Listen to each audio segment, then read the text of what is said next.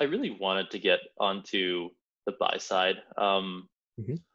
Part of the whole decision making process that led me down away from the passive sort of consulting oil and gas stuff was also I was looking for work for something a little bit smaller, and I know Ernst and Young is a bad way to do that, and that's why I kind of figured it's a transitionary step. Yeah. Um, But good it brand, was it good was brand to have on your good resume. brand. Yeah.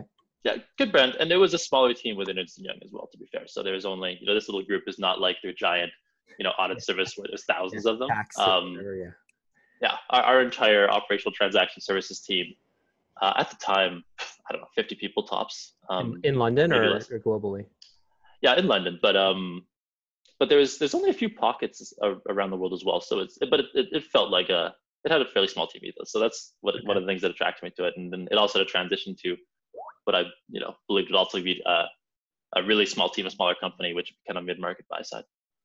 And yeah, so go to that. I said, we'll give it a shot, and I'm going to keep my ear to the ground basically for other opportunities in the actual legit buy side of things. Hmm. So I did that, and I wasn't really actively chasing after things, but Had just you doing been the reading usual Wall Street? networking. Had you been reading Wall Street Oasis that said if you don't have pre-MBA private equity experience, it's almost impossible to make it into private equity? Had you heard or come across it? Oh yeah, definitely. You Yeah, knew that it was was very hard. You knew it was mhm, yeah, unlikely, but mhm, that yeah, didn't for sure. deter you. Why didn't that deter you?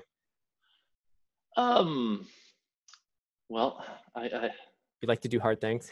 I like to do hard things. No, it's funny. You're good at It networking. is. You figure I just have to meet the right people.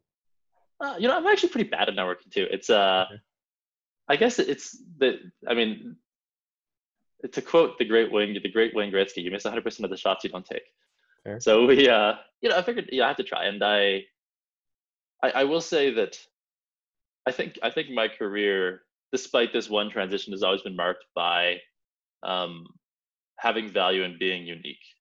And like there's it's, and I think if it was less difficult than I anticipated, I guess, to actually make the crack into the buy side. Let me put it that way.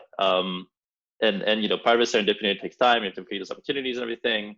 Part of it is networking, but I think it's also just finding the ways that make you unique and positioning yourself. And it's a little bit like sales. People always talk about like how do you be a good salesperson, and they think it's being this really like charismatic, like smooth talking, have an answer for everything type person. Um, I think that the vast majority of that is just smart positioning and making those opening those opportunities up in the first place. Um, and selling getting a job is like selling yourself, so it's the same thing. Like you have to make sure that you position yourself uniquely and find a compelling reason for someone to buy, right? So yes, absolutely, 100% agree, and it's a skill you can get better at. Hmm. So Yeah, do it you feel absolutely is. It's a like tradable skill.